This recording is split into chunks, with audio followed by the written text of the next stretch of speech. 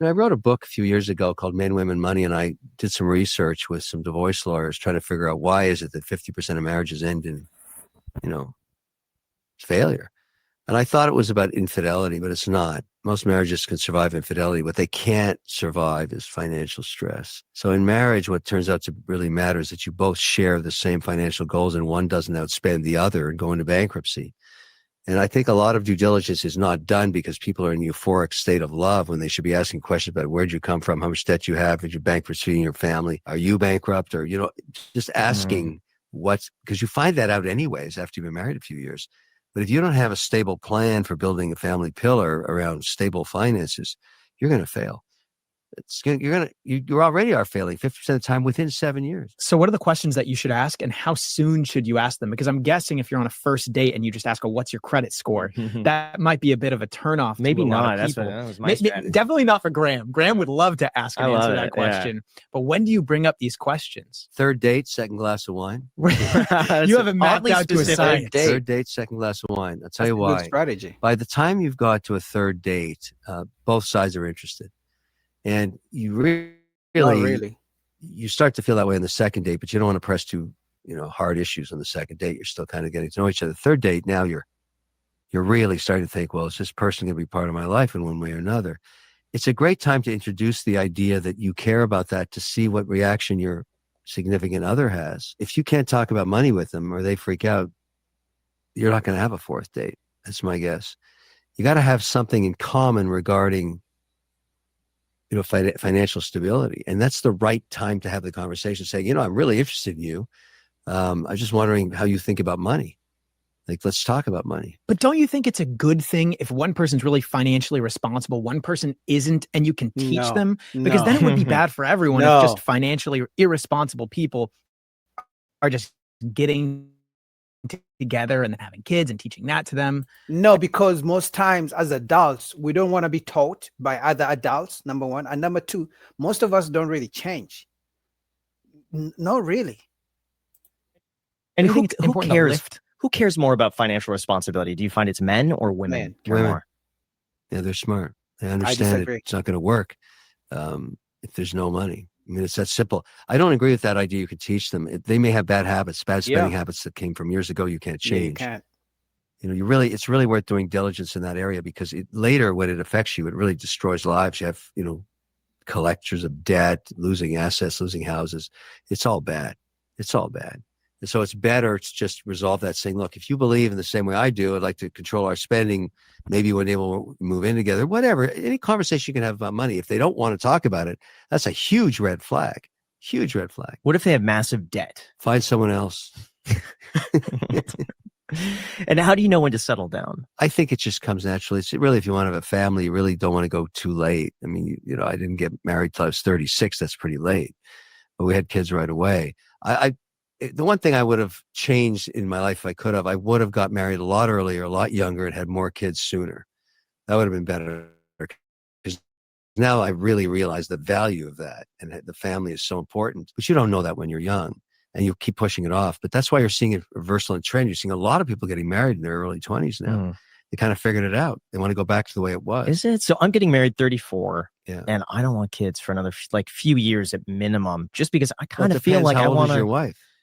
She'll be 26. Yeah, okay. So she can wait a few years, but you also want to be alive when they make high school. Sort of, right. You want to kind of but if I could live until 120, I feel like I've got plenty of time. It's just in case you don't. It's the idea that you probably. Yeah, but I'm gonna disagree with him when he talked about that women are smarter with money. The reason I disagree is because women love the money.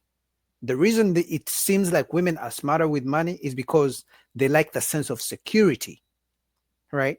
So if you have the money as a man, they're going to spend it, right? As long as it's coming in, they're going to be the ones to spend it. Usually they're the ones spending more. So there's no way you can tell me somebody who's spending more is smarter with money unless they're building a business. So I disagree with him with that. But also, I think Kevin O'Leary is talking about the old times, because these days women, they don't want to get married at 20 years old.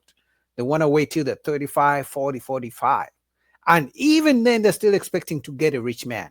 So probably they want to have some kids by the time you're 36. If you just look at the clock of how it works, and the amount of energy it takes to raise two kids. Even if, there's a lot of energy, particularly on if the wife is going to stay home, or maybe not, maybe you do. It doesn't matter. But the amount of energy is a lot.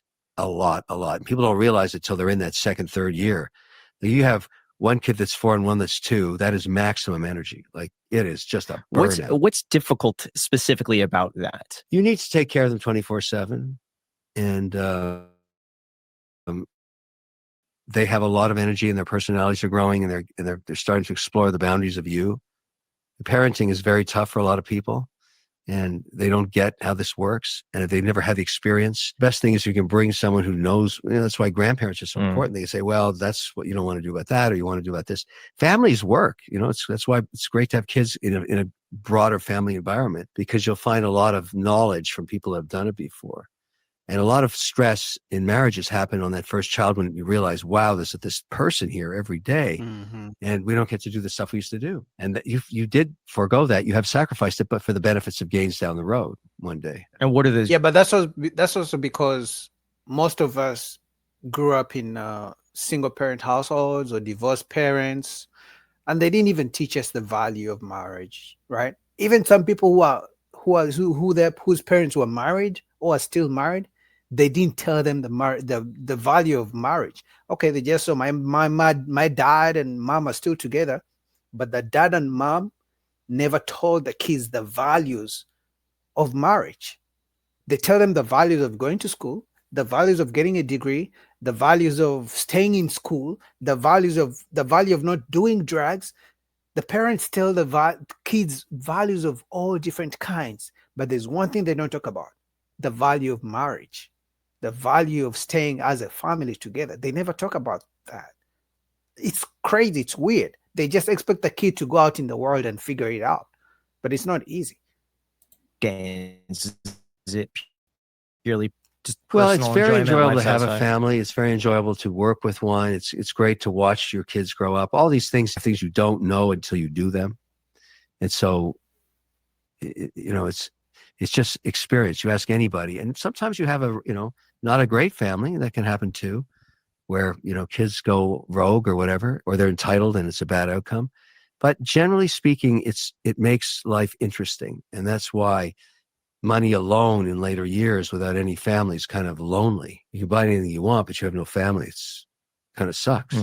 What advice would you give guys in relationships to keep the relationship steady, to keep your partner, in love with you? Have you heard of the term mental load? Yeah, I have a single word: listen. Listen. Yeah.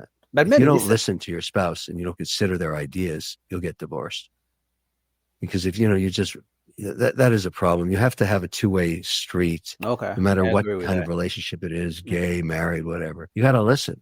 You got to let them be who they are. You got to listen to what they want. And they have to listen to you. If you can't do that, there's no mutual respect. It'll collapse for sure. The issue that I have with that is that sometimes I'll listen, but I'll want to provide solutions, and I'm like, that's an easy problem to fix. Because we just do this, man. And it's like, no, but I want to talk about it. That's like, a style. That's a style problem. That's a style problem. But really, listening does matter. You learn it the hard way. You've got to listen. And if the great thing about a long relationship is you don't suffer the traumatic turmoil of divorce, which has monetary issues. It's got family issues. It's got all kinds of stuff. People don't consider what divorce is like 5 years later, particularly if there's kids. I've got lots of divorced friends. They're not that happy. Of course they're not. And they almost reconsider going back because they just realize it's nowhere near as good as it, even though it was bad. It's a weird thing. Divorce is quite traumatic. And I know people have been divorced 3 times. They're not good at being married. So that's the... It's divorced 3 times, you might as well stay alone, man or woman.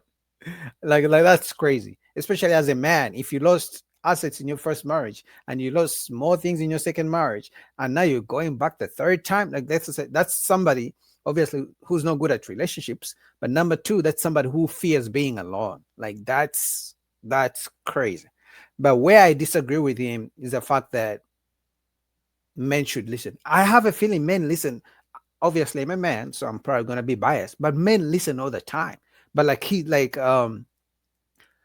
forget his name. Oh my God. Graham said, men listen, but we want to give solutions. But women just want you to listen because they're what's that called?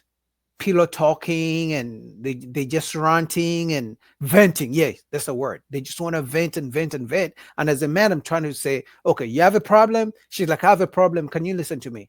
Okay, I listen. I'm like, okay, I got a solution. And she's like, no, I just want you to listen. It's like, okay, I listened, but what are we going to do next? So that's where there's a communication issue between men and women. So I disagree with him. I believe men listen all the time. Anyway, that's all I wanted to view. Just watching a billionaire, talk about the truth about marriage, because most rich men suffer in silence. They never want to talk about this. But I like Kevin O'Leary, obviously from Shark Tank. But I wanted you guys to see his perspective from a rich guy's perspective. So anyway, so I gotta give a shout out to Evo Eddie. Shout out to Rikai Media. Rikai, I think this is the first time I've seen it in my chat. So shout out to you. Shout out to Evo Eddie. Shout out to the acumen of a debonair. First time in the chat I've seen you. Shout out to the lovely Miss Mariam. Shout out to Get Out the Way Media for tuning in. Shout out to who else? There's somebody else who put a 1 in the chat. Wait, did I miss it? Some other 2 people.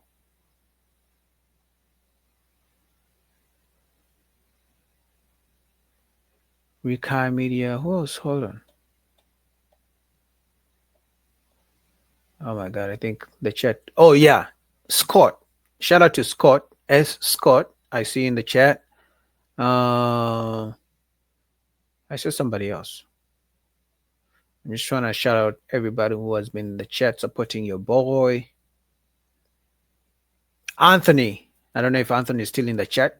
Anthony was the first one tonight. Actually, Anthony was, as soon as the live I went live, Anthony was the first person in the chat. So shout out to Anthony. I don't know if he's still here. Shout out to Monty Simmons. I think that's the name. I'm just going back in the chat to see anybody who commented to just show support. Shout out to J2 4 Hours. I don't know if he's still in the chat. Canadian Bro TV. Who else? Lithium 19. Lithium 19. All right. Yeah, that's where my chat stops. Shout out to you guys. I'll be back with a live stream. I may join Fadi's panel this Sunday. Hopefully I'll be able to. So if you see me, come on Sunday. Otherwise, I'll be back on Monday. If I don't join on Sunday, I'll be back on Monday and probably Tuesday as well, if all goes well. So shout out to you guys for the support. Shout out Mariam, 80, Acumen, Rikai. Shout out for support. So till next time, it's your boy Boogie. Peace.